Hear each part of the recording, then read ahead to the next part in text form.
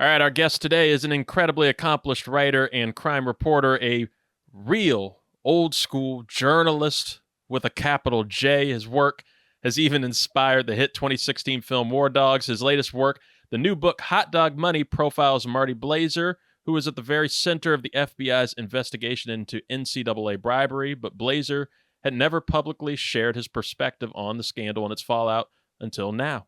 Hot Dog Money, Inside the Biggest Scandal in the History of College Sports, is out June 1st, wherever books are sold, but its author is here now. Please welcome to the 323 Network, Guy Lawson. Guy, how are you doing? I'm good. I'm just going to, not to jump on this, but my mother liked it pronounced Guy. It's like it's just a thing. Guy.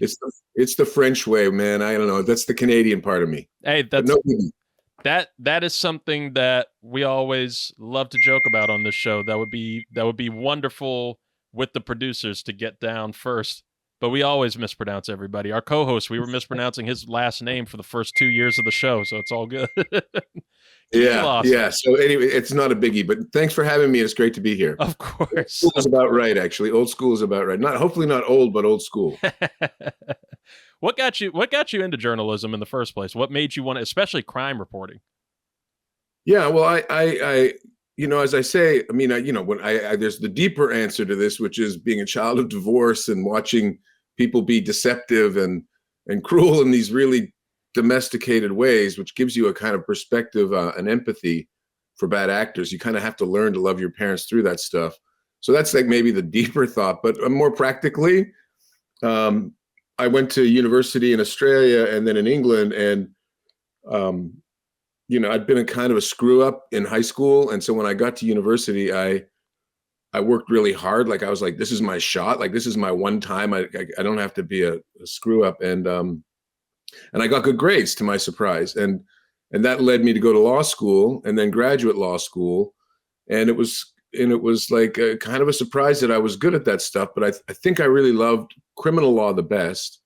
I love the story of it. I love the figuring out of the Rubik's Cube, understanding the different elements, the characters. It was just like, it's storytelling, really. So if I'd gone and become a criminal lawyer, I'd probably still be doing that.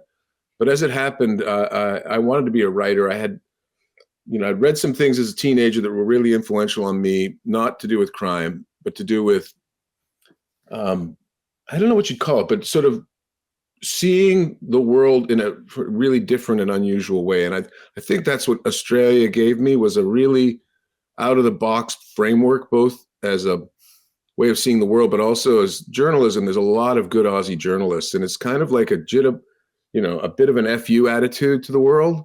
And that definitely suits my mentality.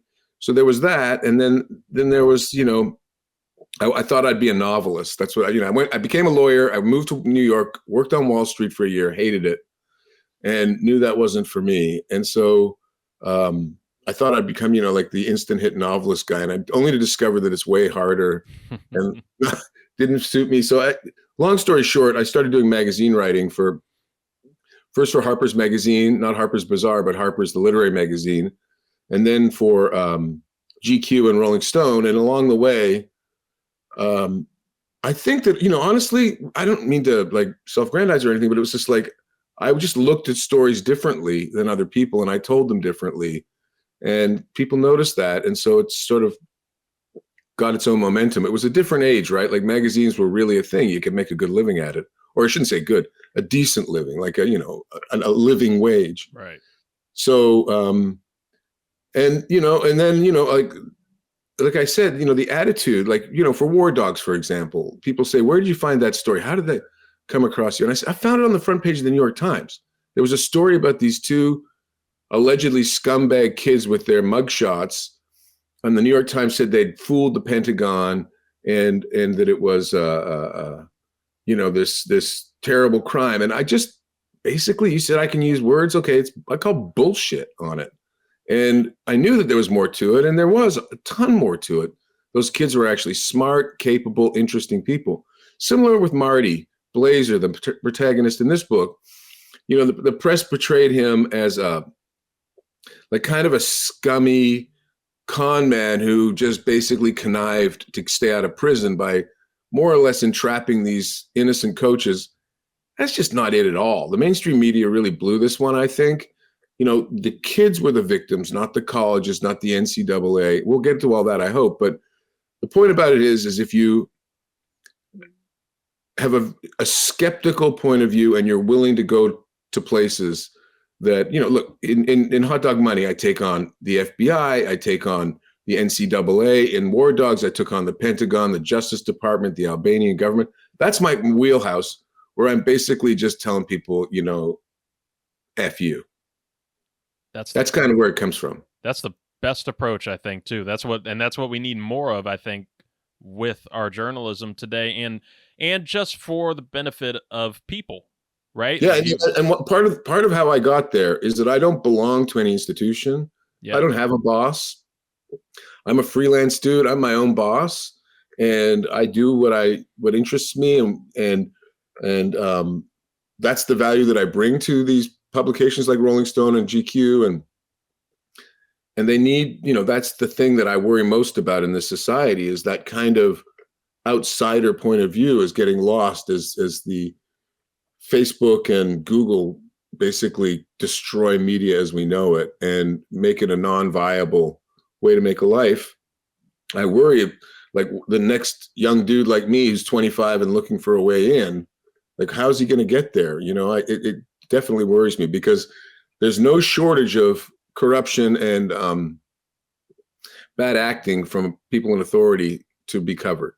That's 100% true. And I like what you said about Marty there, talking about how, and especially with the guys from War Dogs, where on the premise and on the face of how you're going to look at these guys, right? You're just going to, especially with mainstream media, and just if you're skimming a story, that this is somebody who, is just like a scumbag, sleazeball who screwed over kids and everything. But I want you to give the audience an idea of who Marty Blazer was, right? And how you got involved with him and why his story was so astoundingly important. I guess the best way to first think about it is if you stole $2 million, do you think you could stay out of prison? Like, that's a pretty ingenious level of adaptability and a willingness to cope with complexity. So Marty was, because I have to sadly say that he passed away at age 53. It was just unbelievable in January, completely unexpected. And it's a real heartache for the family and for me that he's not here for this book's publication. But that said, in his memory, Marty approached me. That happens from time to time. I mean, I got approached by a criminal just today, sending me emails from prison, or usually it's from prison. And it very rarely does it really work out. But in Marty's case, he was persistent and patient, and he'd really picked me. And I think for the reasons I was talking about before, he knew that I was not afraid to talk truth to power, that I wouldn't turn this into a moral condemnation story or cliche, headline thing. It was that I'd go at the complexity, and I think he knew that I could write about bad people in a way that wasn't just judgmental. It was actually coming from a place of interest. I like to think that. That's what he said to me. So we persisted persisted. Marty had all these sort of scattershot. He had a pretty bad case of OCD, but at the same time, he was very observational and very attuned to the nuances of social situations, like who's in power here, who's telling who what to do, where do I fit in that, why are people acting this way? He was a very, very good, he'd lived his whole life in NCAA sports, and he'd seen how functional cheating and lying and scheming to get over the rules is just like a way of life in that world. And he spoke that language fluently. So, when I started to tap into that level of intelligence and engagement, it became attractive to me. That's a story I can tell. So that's where it came from. It's not common that someone combines criminal behavior, which is most often just stupidity, with actual intelligence. But, there are those kinds of people. And for me, I've written 4 books about those kind of guys, because it's interesting when someone can both behave in these really irrational ways, but then when you dice it down to step by step by step, how did you get there? It actually really adds up. So in Marty's case, he stole $2 million from his, he was a financial advisor to NFL players, a successful one. But he was greedy and egotistical. He would say that exact thing. He was greedy, egotistical, and he thought he could go further than he was. And so he decided most athletes are not very financially literate, and they want to invest in cool businesses rather than smart businesses like bars and nightclubs. And so Marty decided what was cooler than movies, which is like the stupidest idea ever, right? Like, so Marty decides he's going to produce movies, and he goes to his players and says, hey, I got this script for a movie called Mafia, and it's going to star Ving Rhames, and he's going to star in it. And his players are like, nah, not so much. Thanks, Marty. I'm not want to invest in it. So he just stole $2 million from him and made the movie. And the movie was like straight to DVD. It's unwatchable. It's just the worst movie ever made, probably. And so Marty was right on the verge of getting caught. And he called it a spidey sense, but I think it's like a sense of self-preservation. Like, I got to go in and confess to what I did before I get charged. And then I got a shot at figuring something out. At least they'll know that I'm remorseful, that I'm not making them investigate me. For all you people out there listening, that's a really good idea. If you commit a crime, go in and tell them first before they get you. So he did. And then as he was confessing, they said, well, how do you get your clients, your NFL clients? And he explained how cheating works in college sports. And basically that's where the title of the book comes from, Hot Dog Money. It's like giving guys money between the time they finish their draft eligible year and when they get drafted. Guys want to get cars, they want to go to Miami, they want to, take out their girlfriends and pay off their mom's mortgage. So Marty would give them cash. And that led to all kinds of like concierge services for his players. But basically he was living in that kind of half-adolescent world of sports. And as he described it to these prosecutors in Manhattan, they're like, are you serious? That's really how it works? Like, that's the NCAA? He's like, yeah. He says, I'll wear a wire for you. I'll go show it to you. So they said, all right, Marty, off you go. And for 3 years, he wore a wire for the FBI and the federal government. And he recorded thousands of hours of conversations with college coaches, accepting bribes, cheating, trafficking their kids. And these are you're talking about like some of the biggest players. It turned out to be a basketball investigation just by chance, but you're talking about Zion Williamson, Markelle Fultz. You're talking about like some of the biggest names in the NBA that were being trafficked by their coaches for cash, FBI cash. They didn't know it was FBI cash, of course. So basically, what I really like, where I feel like where I can thrive as a storyteller is when it's wheels within wheels within wheels within wheels. And you can take readers into a world that they didn't know exists. I mean, everybody knows about college sports, right? Everybody knows it's dirty. Everybody knows that money's sloshing around these kids. It's just not right. And that the NCAA is just like kind of a scam on some level. But when you get down to it, like a step by step, it's like, man, that is really, really screwed up. It is. And listen, you've covered some incredible criminal reports and investigation over the years. You've talked earlier about the Rolling Stones article on Arms and the Dudes and how that turned into War Dogs. But how does the corruption that you got to really see firsthand through Marty and really investigate here, the corruption of the collegiate athletic system, how does that stack up to other investigations you've covered?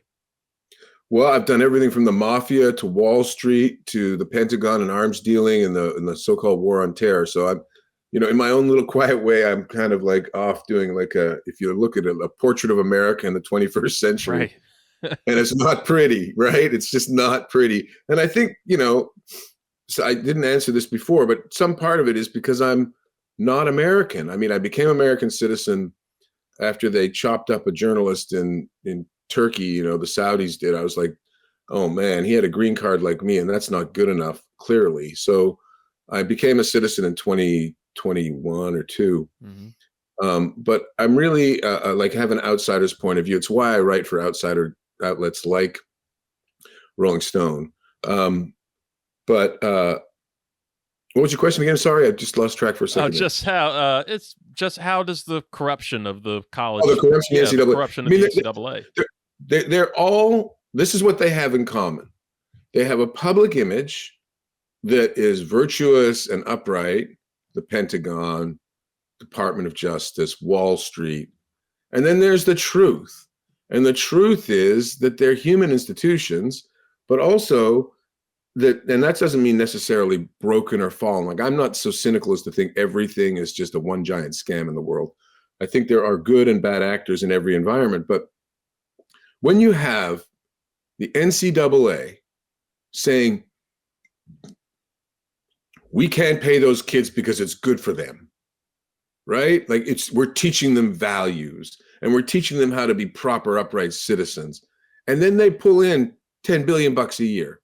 And you have sneaker companies and you have like juice companies and soft drink companies cleaning up on the backs of these kids. And most of these kids are poor. Most of them are coming from inner city places or rural places with no money. It's like, what's more obscene than stealing someone's labor, right? Like, what's more morally despicable than enriching yourself on the back of someone else's talent, endeavor, and then dressing it up as like this virtue that you're doing that. Like, you're the good one here. And anyone who tries to get around it needs to be punished and shamed and made to feel awful. And then, to flash forward, I think that what's happening in college sports right now is people are starting to see that the chickens are coming home to roost.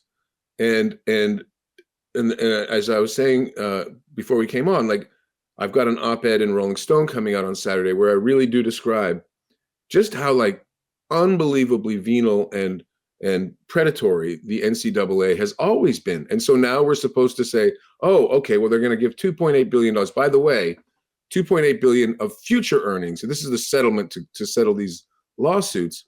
They're not going to, there's no go back for them, right? Like, that $100 billion we stole, let's forget about that. So it's kind of like a thief saying, I've been stealing from you your entire life. I'm not sorry for it. I'm going to continue to steal from you. Only I'm going to give you a 20% back of what I stole. It's like unbelievably depraved. And then they do it in these air-conditioned suites in Indiana where, it's all with these giant gyms and saunas and things. And you think about like the African-American mom in North Carolina with the $3,000 a month rental payment she can't make, and the kid who could really set her free and he can't get a penny, but his coach can get $6 million a year, be the highest paid guy in the state, which is almost always the case in basketball. So the NCAA, to me, having covered it in great detail in a book, my first book called The Brotherhoods, it best resembles organized crime. The five families used to whack up the country. So Minnesota, or the Midwest would be a Gambino region, and then the Southeast would be Genovese, and the another family would own in the Northwest. That's what these conferences are. They're whacking up the country, right? They're basically taking this TV money and they're saying, we'll keep it this way and that. They're dividing up billions of bucks. And the Supreme Court has basically come out to say in 2021 in a case called Alston, that game is over. And the demise of the NCAA looms not as a possibility anymore, but as a certainty. I wrote another op-ed for Rolling Stone in March, predicting the end of the NCAA. I didn't think it would take like 3 weeks. I thought it would take a little longer. But but even that $2.8 billion settlement is like a form of deception, right? So ask yourself this, maybe your listeners can think about this. What is the function of the NCAA? What is it supposed to do? Is it supposed to represent the colleges, the sneaker companies, or kids? I know what I think the moral and legal and ethical answer to that is it's the kids. And they're not doing that. So this NIL, name, image, likeness program that they've set up as a way to scramble and pretend that the kids can get compensated. There's no protection for them in that. They're just thrown to the wolves. And these wolves are like these booster groups at various colleges around the country. They're these sneaker companies, and they're just going to hook, line, and sinker these kids in. One of the things that Marty and I talked about a lot was it's not going to be like the first overall pick in the NBA that's going to get screwed. It's going to be the guy that's mid-second round or it's going to be the guy in football that's a 4th-round pick, or it's going to be the guy that's going to wind up playing his career, semi-pro in Turkey. They're going to get like hook, line, and sinkered by the local car dealership, who's going to get their NIL rights, and just they won't even know. I mean, the point about hot dog money, one of the things that I loved about Marty's story, and I feel very strongly that every college athlete should read this book, because it shows just how you can get ripped off. Like, I'll just give you an example that's in the book. Watches, right? Yep. Okay, so a guy like Marty, who's a financial advisor, turns up in a locker room and says, hey, look, man, look what I got for you. And it's like a $5,000 watch, right? Guy puts it on, shows his buddies. His buddies are like, wow, that's a nice watch, man, right? But there's a whole story to that watch. Marty's not getting one watch. Marty's getting 50 watches from that watchmaker for free.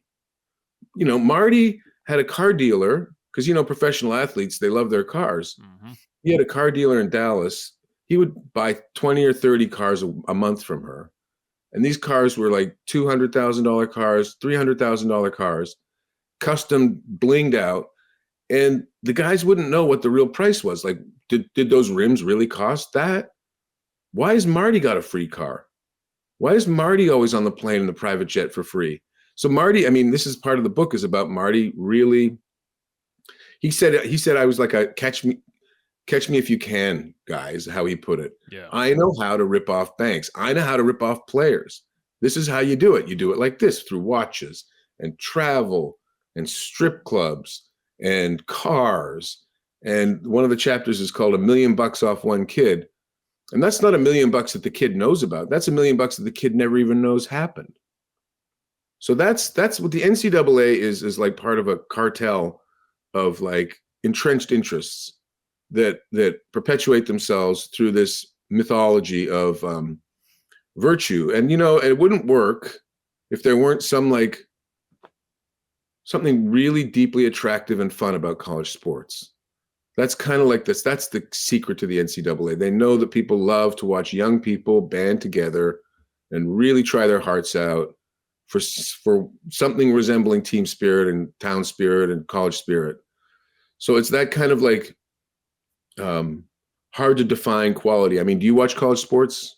I do. I've gotten more into it over the last couple of years, and especially with our sideshow College Shame Day. And I see exactly what you mean, right? And the differences between the fan bases, where, I mean, you not only have young people of these schools who are, just going all in on school spirit and whatnot, and you have the alumni who are super loyal and dedicated to these schools, but you also have people who always talk about how much more pure it is, and how these guys are, they're playing for the love of the game, or they're playing for, the love of their teammates, when in reality, like you said, it's so many guys who are playing, how I've seen it, through desperation too, right? They're clawing and something's wrong when everyone's getting paid but you. Exactly.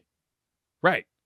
And like this like it's clawing for all these different things. So of course the competitive nature is going to be so much higher and stronger, and you're playing against guys who unfortunately you're not going to see probably in the pros ever again. 20%. So many guys. No. And they're trying to get as much as they can right now. And so of course you're going to have predators who are going to be after them and take advantage of these things, through whether it's advisors or through boosters or through. And Marty lived that. There's never been a voice like Marty Blazer. I don't think there's ever been a story like Hot Dog Money that really takes the NCAA cartel system or mafia system and really, really reveals it in its dimensions. And the dimensions are like so diced down. Another example, Marty called it his favor bank. So Marty would sign a player as his financial advisor, and then the kid, who was a good player, would need an agent. Then Marty would broker that relationship with the agent. Now, agents in most places can't give money to kids because it's against the law, like literally against state law. It happened in North Carolina in 2010. So Marty gives them the money instead of the agent. And the agent now owes Marty 50 grand in favors. And so that means the next time the agent gets a player, he gives them to Marty. The kids don't know. No. Their parents don't know. They don't know that they're being traded around like chattel. Coaches are in on it. Coaches, I mean, the story really revolves around a scheme to bribe college basketball coaches to conspire to get their star players in basketball to sign on with Marty's company as a financial advisor. And doing that with FBI cash, hundreds of thousands of dollars in $100 bills, just handed over in hotel suites and restaurants, strip clubs. And guess what percentage of coaches accepted the bribe offers? Just have a guess. Say about 75. 100. Jesus. 100%. Not one coach, not one dude said, you know what, that's not okay by me. Not a one. Not one said, who is this guy? Why is this guy who looks like a mobster giving me 50 grand in cash, 100 grand in $100 bills at some parking lot by an airport? Like, how's that going to work? You know, and the thing, one of the elements of this that I think is like, you know, I don't know, heartbreaking is the right term for it, but is not good, is the extent to which some of these kids, it was their parents conspiring with Marty, not them, taking the money, thinking they're smart, thinking they're getting over, and they actually were really harming their kids. You know, the kid didn't get the cash, the dad got the 100 grand and, you know, used it for whatever he used it for. And then the kid, in this case, it was Tuggs Bowen. And I don't know the Bowen family, but I do know that Tuggs Bowen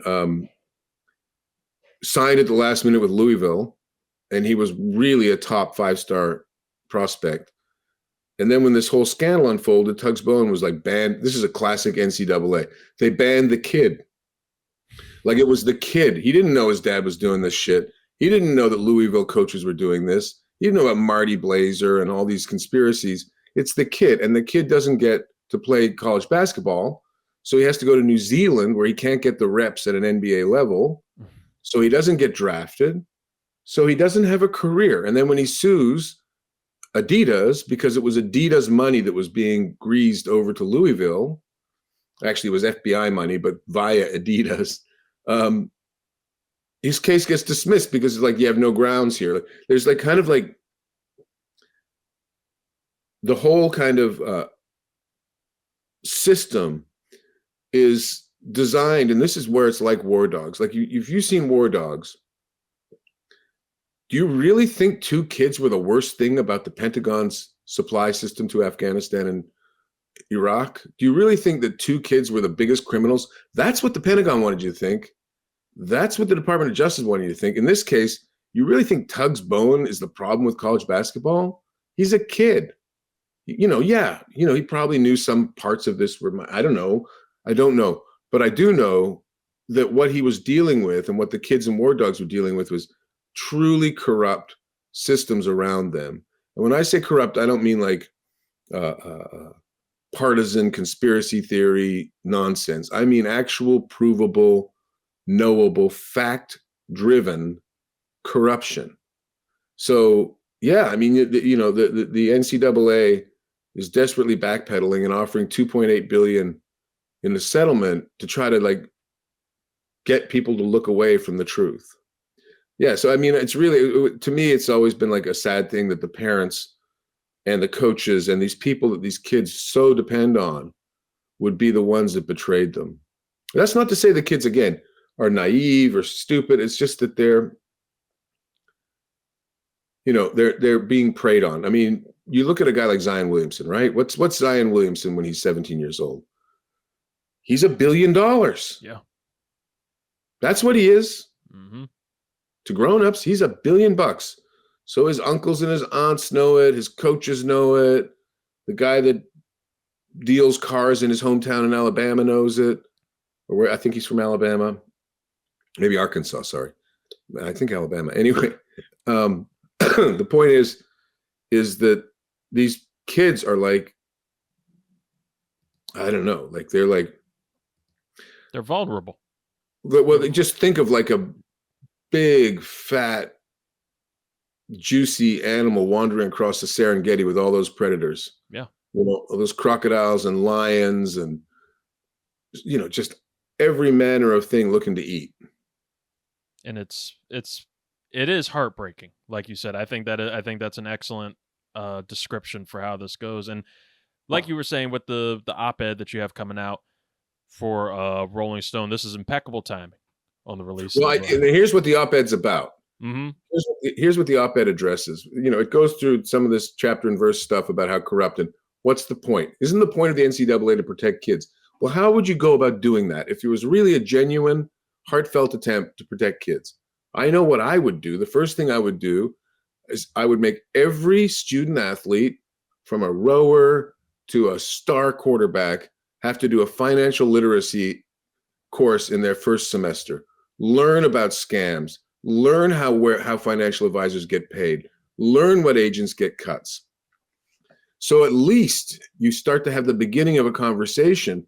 And if you have that literacy passed on from generations, maybe you'd have something really happen. I'll give you an example.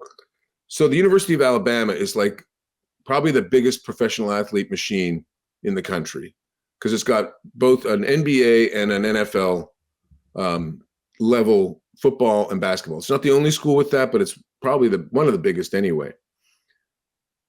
Marty, in going around bribing people, wound up sitting down with the associate or assistant athletic director at Alabama, who had worked in enforcement at NCAA before that, and whose job description included keeping unsavory characters away from the kids at the school and teaching them to not get involved with bad business contacts. That was like his job, right? Marty slides him 10 grand or whatever it was in a restaurant, putting an envelope of cash under his cell phone, and the guy just pockets it. So it's like that level of predation and cynicism that, I mean, I don't even know how you begin to like address that. And even like kind of more amazingly than that, if you asked that person who wasn't charged criminally in the end for reasons I can't understand, but if you asked him, he would almost certainly tell you he was the victim, that his life was screwed up because of this bullshit FBI investigation. They entrapped him. He didn't know. He wouldn't see that he was so like lost morally that he didn't. The relationship that he had with the kids was secondary to his own interests and needs, and that's the dire kind of thing here. And so yeah, how do I see the NCAA? I just see it as like an organization with no moral purpose and no real function in the world, and it needs to be completely reconfigured and reimagined. And I think, in the not too distant future, what I say now sounds like pie in the sky because the ratings are so high. And like you said, you've been getting into it more and more lately, college sports. There's something to it, right? Like Caitlin, watching women's basketball. It's so exciting. It's like, wow, these kids are awesome. But what's not awesome is everything that's around them. What we had happen recently, just within the last week, right? The NCAA and its power conferences, for those that haven't heard, agreed recently to allow college athletes to receive pay directly from the universities they compete for as part of the House versus NCAA class action lawsuit. It included $2.75 billion in back pay damages that the NCAA will owe to former D1 athletes. Back pay, but they're only using it on future revenue. Right. And there you go. Future revenue sharing model between power conference schools and athletes. With all that going down and that settlement happening and the hoopla that's been around, and I think justifiably with media over the last week, I can't help but feel like the role that Marty played in spotlighting so much of the corruption in this system became a base for a future that this case and settlement may have unlocked. I mean, it becomes impossible to argue the virtues of the NCAA when you have a case like Marty's. Right. It's just indefensible. There's just no scintilla I mean, you know what the NCAA did was they hired Condoleezza Rice, a former Secretary of State, and then a former Secretary of Defense. I forget his name just a second, but they just hire these big shot officials to come in and have these commissions that, you know, recommend basically doing nothing and take a few $100,000 as a fee. And that kind of status quo thing just ain't going to fly. That plane is not landing anymore. It's crashing. It's finished. It's just a matter of like how it ends and what comes next. And I'm starting to try to think about what are good ideas. And one of them, as I say, is this financial literacy. I think another one, and the NBA has taken some steps on this front. They have these crash courses that they give draft prospects in the weeks leading up to the draft, where they come in and they try to explain to them, like, you don't want to sign with this kind of agent. You don't want to get this financial advisor. Because, you know, the other thing that happens, these kids have entourages around them, right? And so the entourages are trying to broker them to, like, hey, just endorse this car dealership or just take this guy's watch. And, you know, within that, there's all kinds of deals and ways to make money. But it's like sending a kid into the workforce at age 18 with barely knowing the ABCs. You know, like they don't know the language. They don't know what's going on around them. They don't know what benefits are hidden in the between the lines. So for me, that's like, you know, maybe that's a bit Pollyannish that's actually going to happen, and it will be a good faith effort. But it's at least a beginning to say, well, God, let's make sure these kids have like at least a shot at understanding this, and let's register and license and regulate these financial advisors, these agents, these booster groups, these NIL groups, so that they have to be transparent. They have to show what the margins are, what else is involved, and have standard form contracts. Yeah, I mean, I know that Marty was portrayed as like a thief who scammed his way to stay out of prison, and that's true. But along the way, in his cooperation, he became a highly motivated dude. And he began to see that this actually could do some real good for people, for kids. That this kind of revelation of how deep and extensive the corruption in college sports could really like make the world a little bit of a better place. So, you know, Marty has 3 kids. He loved them to death. His wife stuck with him. I don't know, man. You know, he was a lot of contradictions, but at least one of them was he's like one of those guys that, as I say in the book, he lied his whole life. Like, he'd basically been a liar his whole life, exaggerator, you know, guy who thinks he's smarter than everyone. But once he started telling truth, he kind of couldn't stop. Like, he's just sort of like, you want to shut him up a little bit? Like, God, Marty. But he just would go on. And it was like, wow. And I think that in that embracing truth, I think he like became a different person. And, you know, what more can you sort of hope for in life than to sort of really understand yourself and change yourself? And he did that. So on some level, even though he passed away so ridiculously young, and it sucks that he's not here to be doing this with me, that he learned some big lessons in life. So, you know, yeah, catch me if you can. He kept saying that. So here's a scene for you. Maybe I can give you a flavor of this. So at the end of this scandal, there's 12 coaches indicted, 10 guilty verdicts. Basically, there's incontrovertible evidence that this is going on. And after all the convictions, and Marty's waiting to get sentenced, and he thinks he's going to be going to prison because he stole $2 million. The NCAA asked him to come in and talk to them. They wanted to hear it from the horse's mouth, like to hear what was really going on, because only a fraction of what happens in the real world gets into evidence because of rules of courts and things. So Marty says, okay, I'll come in. So they meet up in a hotel conference room in Pittsburgh where Marty lived. And he went to Indiana as well after. But in this one particular session, so like 15 senior NCAA officials fly into Pittsburgh. They rent out this conference room. Marty turns up 8 a.m, fresh as a daisy, kind of, just out of the shower, ready to spill. And he sits down with them and he spends the next 9 hours telling them in and out, like things that were not in the press and not things that are in the book. There's like 90% of what's in the book, 95% was never been in the press or in court. It's just all new. All kinds of conspiracies and details and what kid and what coach was really doing that and how it all went down. So he spends the day with them. He tells them what's really going on. And it is just depraved, right? The story that he tells is just, it's like the NCAA looks like a mob, right? It looks like this whole thing is just a giant scam. So at the end of it, he says to them, he says, like, I can be your catch me if you can. If you just, he says this to this row of 15 NCAA officials, right? Who are so righteous. When Marty said it like at 1 o'clock, he's like, I kind of need to eat something. Can I get a ham sandwich or something? He said, yes, but you have to pay for it. Like as if that was like, going to prove their moral rectitude, right? Here's this guy describing like rampaging crime. And they say, well, you got to pay $10 for that hotel ham sandwich. So he just thought that was hilarious. But at the end, he says, well, okay, any questions? I've been talking nonstop for 8 hours.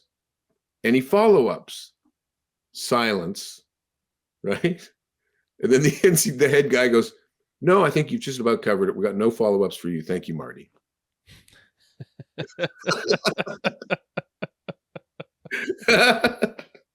That's corruption. That is corruption. My God. Well, yeah. The Hot Dog Money is the book. Guy Lawson is the author. He's here with us now. Without spoiling too much, right? Yeah. Because this is an incredible book. There's fantastic stories in this book, like you said, and that's shocking to me how much of these stories weren't already out there in the press. This is just something that, like, things that Marty could hand over to you. But what were some of the wildest stories or encounters that you got out of this? Well, I'll just maybe pause here because you're a sports oriented project. What's been really interesting to me is that interest that's come has been from the mainstream media and not sports media. And it's like the sports people think they've covered this story or something, like the ESPNs and the Bleacher Reports. And I'm just here to say, if you're listening to this and you follow one of those people, tell them it's bullshit. They don't know anything about this. It's just bullshit. Read the book and then tell me you know about it. The people, the people that follow this show love this show because of how much bullshit that we call on them. Our show, College Shame Day. It's like what you said with name, image, likeness. Like, so what we marveled at when the whole NIL thing first came to fruition was how much people thought this is the glorious end to the shamateurism of college athletics. And it's a way to keep it. Yeah, these guys will be taken care of. Now, first off, they're not paying. The schools aren't paying them. This is still another way. And they're not doing anything to protect them. Right. And we've been clawing at that for years now. So when we saw that this book was coming out and what you were doing with it, we were wildly excited as a sports media project to talk to you about it. Yeah. Well, it's funny because, you never know with these things, like with book publishing, who grabs it, who doesn't. I mean, there's a pretty good chance it becomes a movie. George Clooney's optioned it. And I know the screenwriter really loves that scene where the NCAA says they have no questions. Yeah. I thought that was hilarious. But some crazy scenes. I mean, a guy named Hakeem Nicks, who played for the Giants for years, was a very, very good wide receiver. When he was, Marty was at the center of, anybody remember the 2010, 11, 12 North Carolina football scandal? That was all Marty. He never got caught for it or anything. I mean, just years and years and years of college bullshit. But, at one point, he wants to sign Hakeem Nicks, but the agent who he's transacting this, well, if you're going to take Nicks, you got to take these other 3 guys and you got to pay them too. So all of a sudden he's got like these 3 or 4 players on his payroll, his secret payroll, his hot dog money payroll. And, he flies them down to Miami to Fontainebleau where he'd get free suites because he scams that, because he's friends with the manager, because he gets his all pro players to go there. It's like stereophonic, and you're hearing like, a 1950s tinny radio. Like, it's like, it's surround sound, it's IMAX or something, how much cheating and lying is going on.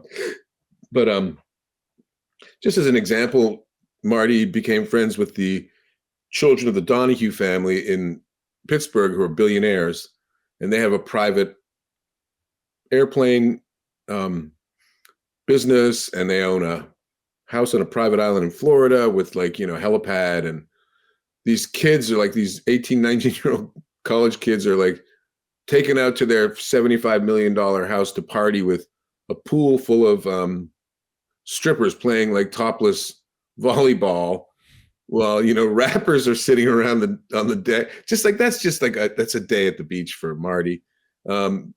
Tootsie's is a strip club. Marty had access to like the super VIP room, and Marty's line was, if you go to the club with me, you're not paying 25 grand for your table. You're sitting at Lil Wayne's table drinking his booze because he wants to hang around with athletes. I mean, one of the things that Marty was like a past master at, and I think to some level, to some extent, it was because he was one himself. He was very good at understanding jock sniffers, which is like a lot of what goes on in the sports world is people just want to be around them. The celebrity, the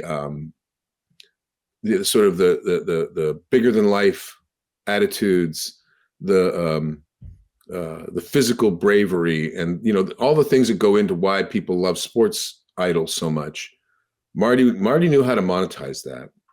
So in the investigation, I'll just give you an example. Okay, so one of the things that the FBI, and let me just say this, by the way, to digress, this book does not go easy on the FBI. The FBI screwed this case up.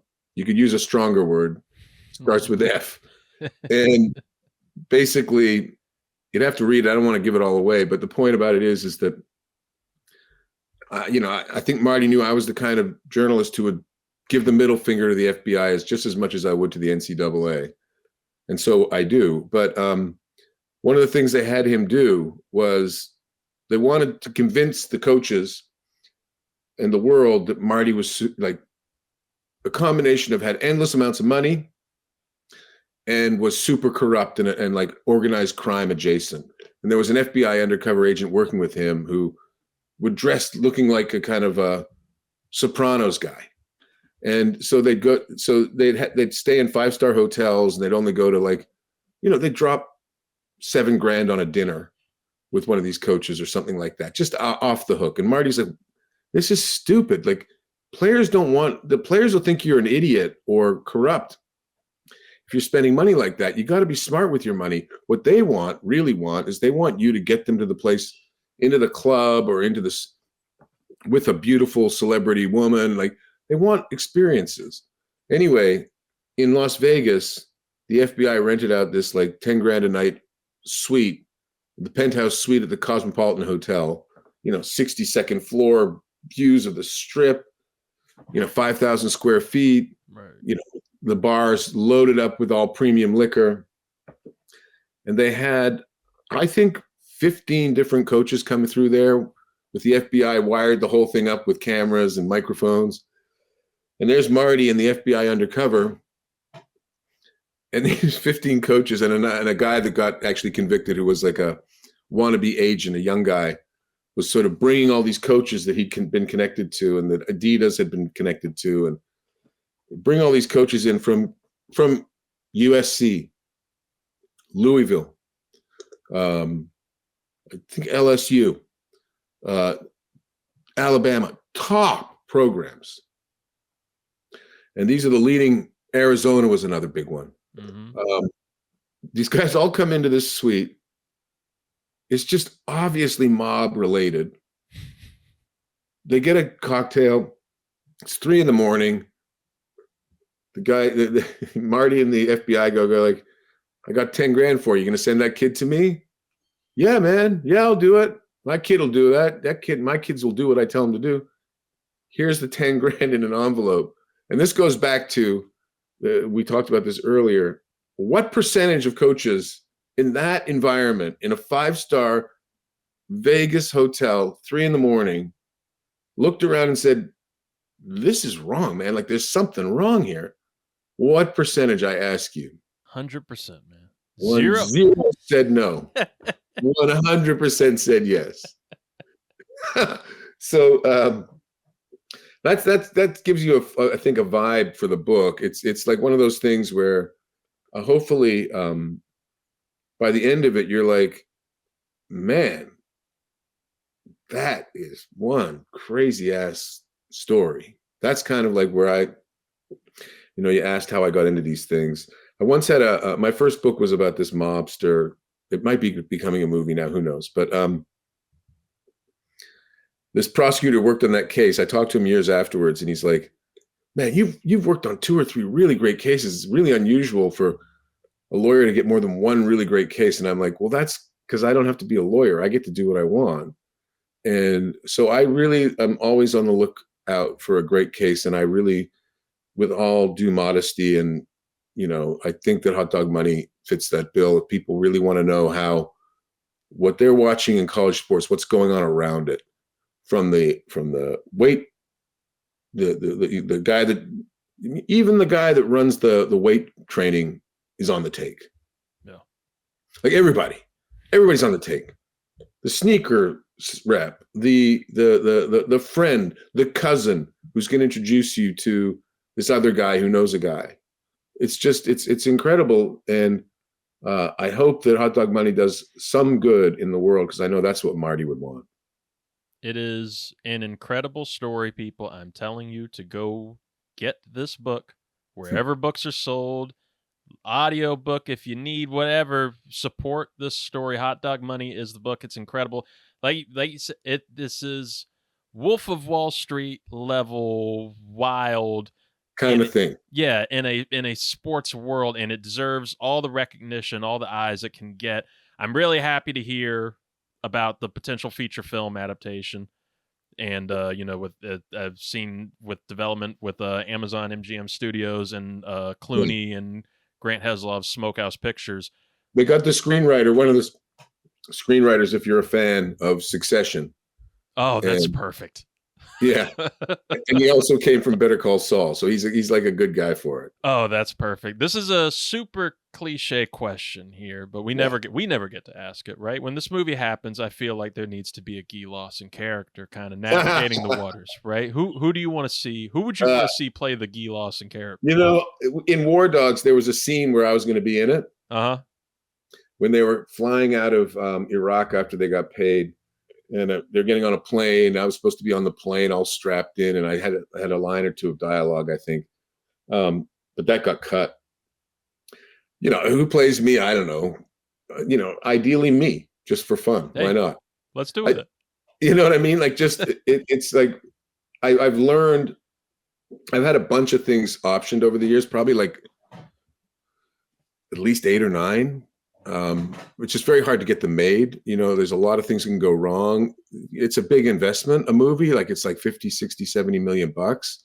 They gotta really put their shoulder into it and believe in it.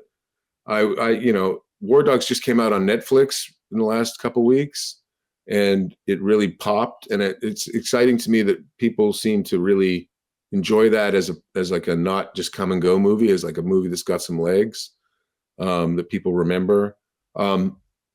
But one of the things I learned in that process was, because I was really thinking, like, as a journalist, I wanted to be more journalistic than it was movie, and I've really come to realize over time that that's just not what movies are.